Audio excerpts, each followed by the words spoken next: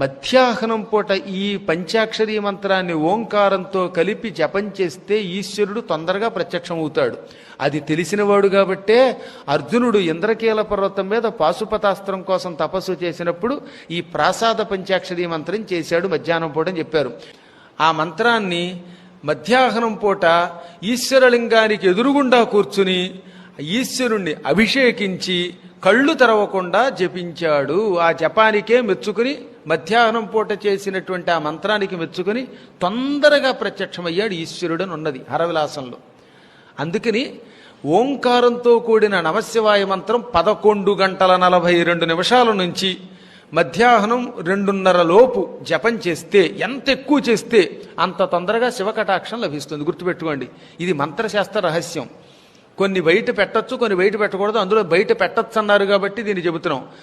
ఖచ్చితంగా 11:40, 42 నిమిషాల మధ్యలో 40-42 నిమిషాలు ఈ మంత్రాన్ని అనుష్ఠానం చేయడం మొదలుపెట్టి 3 లోపు ఆపాలి.